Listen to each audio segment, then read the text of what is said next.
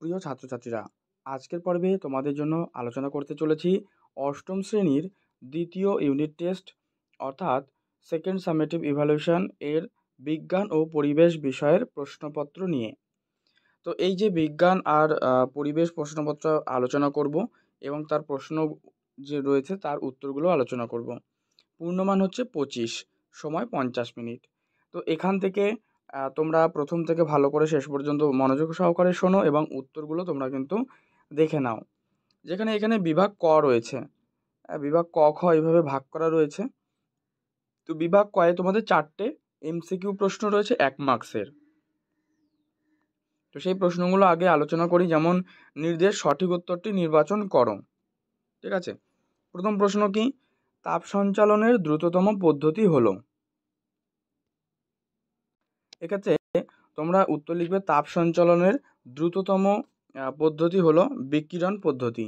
2, বরফ গলনের লিনতাপ হলো কত? 80 calorie per gram, option A. 3 নম্বর, কোনটি তড়িৎ বিশ্লেষ্য পদার্থ নয়? এটা হচ্ছে চিনির দ্রবণ, এটা তড়িৎ বিশ্লেষ্য পদার্থ নয়। 4, গলিত NaCl এর তড়িৎ বিশ্লেষণে ক্যাথোডে কি উৎপন্ন হয়? বলছে Na ধাতু, মানে সোডিয়াম ধাতু, ক্যালসিয়াম ধাতু, Cl2 নাকি H2O, জল।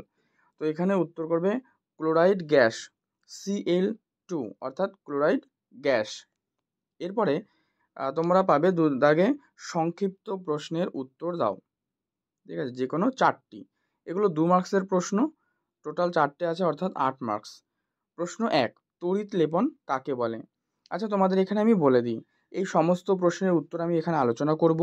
আর যদি এর PDF তোমাদের প্রয়োজন হয় অবশ্যই কমেন্টে লেখো, আর ভিডিও ডেসক্রিপশন বক্সে যাও, ওখানে টেলিগ্রাম চ্যানেলের লিঙ্ক রয়েছে, সেই লিঙ্কে ক্লিক করে টেলিগ্রামে তোমরা যুক্ত হও, ওখানেই তোমরা কিন্তু PDFগুলো পেয়ে যাবে।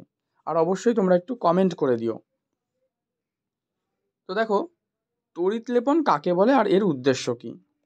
তো এই যে জলবায়ু আর বাতাসের অক্সিজেনের প্রকোপ থেকে রক্ষা করার জন্য তড়িৎ বিশ্লেষণের সাহায্যে যেমন লোহা, তামা, পিতল প্রভৃতি ধাতু বা ধাতু সংকরের তৈরি বস্তুর উপর সোনা, রূপো, দস্তা, নিকেল, ক্রোমিয়াম প্রভৃতি অপেক্ষাকৃত কম সক্রিয় ও ক্ষয়রোধকারী ধাতুর পাতলা প্রলেপ দেওয়াকেই কিন্তু তড়িৎ লেপন বলা হয়।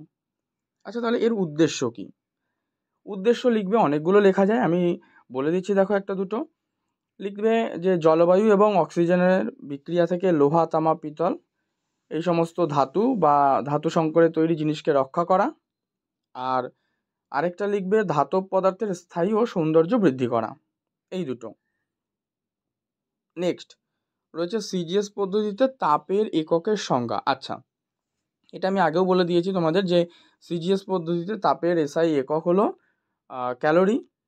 তো যেহেতু সংজ্ঞা জানতে চাইছে তাহলে লিখবে CGS পদ্ধতিতে তাপকে ক্যালোরিতে পরিমাপ করা হয়, যেটা 1 গ্রাম বিশুদ্ধ জলের তাপমাত্রা 1 ডিগ্রি সেলসিয়াস বাড়াতে প্রয়োজনীয় শক্তি। ঠিক আছে, বাড়তে পারে। তো এই কিলো ক্যালোরি হলো তাপের আরেকটি একক, যেখানে 1 কিলো ক্যালোরি অর্থাৎ 1000 ক্যালোরি। ঠিক আছে, ব্রিটিশ থার্মাল ইউনিট, যা ইম্পেরিয়াল সিস্টেমের অংশ, তাপ পরিমাপের জন্য ব্যবহৃত আরেকটা ইউনিট। 3 নম্বর প্রশ্ন, জারণ বিজারণ একই সঙ্গে ঘটে একটা উদাহরণ। আচ্ছা, যেমন ধরো Na এবং হচ্ছে Cl, ঠিক আছে, এর বিক্রিয়ায় কিন্তু NaCl উৎপন্ন হয়। আর এর মাধ্যমে যদি বলেছে কি একটা উদাহরণ দিতে, আচ্ছা তাহলে যদি এটা বিক্রিয়াটা ব্যাখ্যা করা হয় তাহলে হবে Na প্লাস হাফ Cl2 সমান NaCl। ঠিক আছে, তো এখানে বিজারক বা ইলেকট্রন ত্যাগকারী যে বিক্রিয়া এটা Na, আর জারক বা ইলেকট্রন গ্রহণকারী বিক্রিয়া হচ্ছে Cl। তাহলে বিজারক কি? Na, তার বাইরের সেলের একটা ইলেকট্রন ত্যাগ করে জারণ অর্ধবিক্রিয়া সম্পন্ন করে। আর জারণ অর্ধবিক্রিয়া Na0, এখান থেকে Na plus plus E minus, তাই না?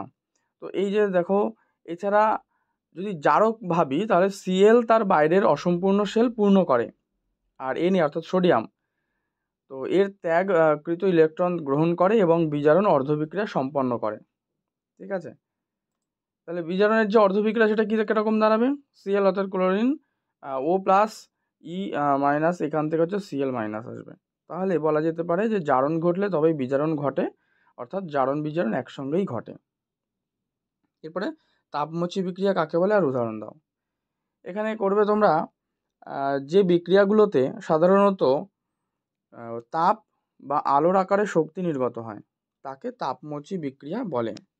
এবার উদাহরণ এখানে লিখবে উদাহরণ হিসেবে যে দহন বিক্রিয়া, প্রশমন বিক্রিয়া এবং থার্মাইট বিক্রিয়া, এগুলো হচ্ছে তাপমোচী বিক্রিয়ার উদাহরণ। ক্লিয়ার? পরবর্তী পাতায় যে প্রশ্ন রয়েছে দেখো। এখানে এবার 5 রয়েছে যে লোহার চামচের উপর নিকেলের প্রলেপ দিতে হলে ক্যাথোড ও অ্যানোড হিসেবে কি ব্যবহার করা হয়। অ্যানোড রূপে ব্যবহার করা হয় হচ্ছে কি বিশুদ্ধ নিকেশের পাত, আর ক্যাথোডে ব্যবহার করা হয় লোহার চামচ।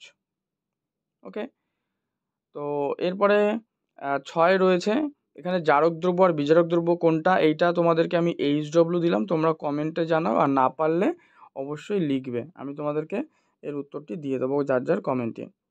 তো যাই হোক, এরপরে তোমাদের বিভাগ খ রয়েছে দেখো। ঠিক আছে, এই বিভাগ খ এখানে কিন্তু তোমাদের লাইফ সায়েন্সের একটা পার্ট দেওয়া রয়েছে দেখো। এখানে 5 আর এখানে হচ্ছে 8 মার্কসের টোটাল। তো এই যে প্রথম প্রশ্ন, পশ্চিমবঙ্গে কোন জাতের আম আগে থেকে এবং কোন জাতের আম সব থেকে শেষে পাকে। দেখি এই প্রশ্নটাও আমি তোমাদেরকে HW রাখছি, এটা কারণ একেবারে পাতি সহজ একটা কোয়েশ্চেন, যে তোমরা এর উত্তরটা জানা আছে কি অবশ্যই কমেন্টে লিখবে। 2 মৌচাষ কাকে বলে। ঠিক আছে, মৌচাষ কি, খুবই সহজ, যেটা হচ্ছে মধুমক্ষিকা পালন, ওইটাই যে পদ্ধতিতে কৃত্রিম উপায়ে মৌমাছি পালন করে মৌচাক থেকে মধু ও মোম সংগ্রহ করা হয় তাকেই মৌচাষ বলে বা মধুমক্ষিকা বলে। সিটার আর নন সিটার, মুরগির একটা করে উদাহরণ। সিটার কি, মানে যে শ্রেণীর মুরগি ডিম পাড়ার পর ডিমে তা দেওয়ার লক্ষণ প্রকাশ করে, ঠিক আছে, এবং বাচ্চার ভালো যত্ন নেয়, সেটাই, যেমন ব্রাহ্মা, আসিল, ল্যাংসেন এগুলো। আর নন সিটারটা কি, নন সিটার হচ্ছে এই শ্রেণীর মুরগি ডিম পাড়ার পর ডিমে তা দেওয়ার লক্ষণ প্রকাশ করে না বা গুছে হয় না, ঠিক আছে, এরা বাচ্চার যত্নও নেয় না, যেমন হচ্ছে লেগার্ন, মিনার্কা, এনকোনা এগুলো। 4 নম্বর কোয়েশ্চেন, সবুজ চায়ে এবং কালো চায়ে কোন ভিটামিন থাকে। সবুজ চায়ে হচ্ছে ভিটামিন সি, ই, বি এবং ভিটামিন এ থাকে, আর কালো চায়ে কি থাকে, vitamin K, E, vitamin B complex আর ভিটামিন এ থাকে। আর 5 রয়েছে চা চাষের জন্য কোন জলসেচের ব্যবস্থা করা হয়। ঠিক আছে, চা চাষের জন্য বলেছে। তো এখানে দেখো চা চাষ মূলত কিন্তু পাহাড়ি এলাকায় ভালো হয়, কারণ খাড়া ঢালযুক্ত জায়গায় চা চাষ ভালো হবে, নয়তো সেখানে জল জমে গেলে কিন্তু সেই সমস্ত গাছগুলো নষ্ট হয়ে যেতে পারে। তাই এমনই জলসেচের জন্য অবশ্যই সেরকম পাহাড়ি এলাকার জায়গাগুলো প্রয়োজন। আর এর সম্পূর্ণ প্রশ্নগুলোর উত্তর PDF আকারে টেলিগ্রামে আমি দিয়ে দেবো, তোমাদের প্রয়োজন হলে জানাবে। আচ্ছা, এরপরে তোমাদের দেখো আরেকটা পার্ট রয়েছে, এখানে 2 মার্কসের প্রশ্ন রয়েছে, এতক্ষণ তো এগুলি 1 মার্কসের ছিল। এখানে বলছে মেজর মাইনর কার্পের পার্থক্য, জৈব সার কেন অজৈব সারের চেয়ে ভালো, কার্প কাকে বলে, আর ব্রয়লার মুরগি কাকে বলে, এই প্রশ্নগুলো।